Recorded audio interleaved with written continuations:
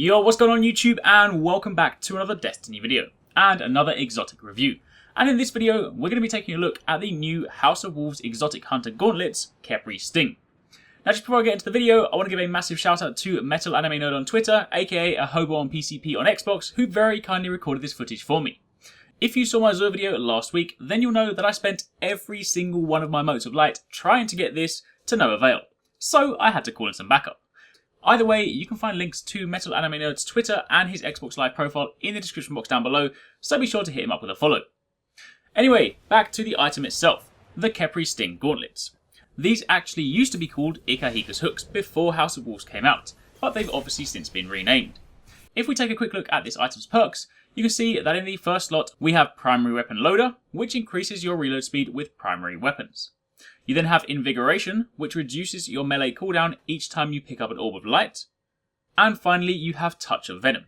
Now, interestingly enough, also before House of Wolves came out, this perk used to state that inflicting melee damage to an enemy while invisible will deal damage over time, effectively poisoning them for around 9 seconds. The perk now states, however, that you gain invisibility after crouching in place for a short time, and melee attacking an enemy from behind while invisible will deal 4 times damage. The really cool thing, however, is that while this perk has fundamentally changed, the previous damage over time poison effect still remains present, but it's simply a hidden perk, which means we have 2 for the price of 1. So let's take a look at that in action. As you can see here, while wearing these gauntlets, if you crouch in place for about 2 seconds, you go invisible, just like if you're using Stalker on the Blade Dancer subclass. But the obvious bonus with this item is that it is not subclass specific, meaning you can go invisible as a gunslinger, which is pretty damn insane. If you then melee an enemy, you'll see that they are applied with this thorn-like venom effect, which deals damage over time for a whopping 9 seconds. However, don't get too excited. While the duration of this venom is quite long, it doesn't deal anywhere near as much damage as Thorn's Burn. So this is really more useful for either keeping an enemy's shield down, or if you're in the Crucible, then you can use it to track people through walls by looking at their damage numbers. But what about the main perk, the 4 times damage when you attack from behind?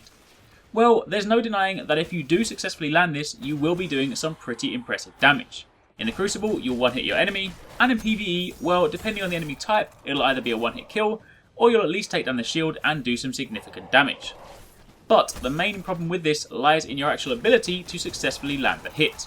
See, in a PvE scenario, while a lot of the time you can successfully use invisibility to sneak past your enemy, you've also no doubt experienced a situation where, despite being invisible, the enemy still seems to track you and watch where you're going.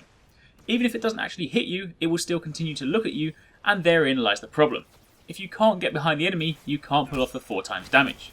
And if we then apply this to the Crucible, you should know by now that it is still remarkably easy to spot an invisible Blade Dancer, and therefore sneaking up behind your opponent, especially on larger maps, just isn't a viable tactic.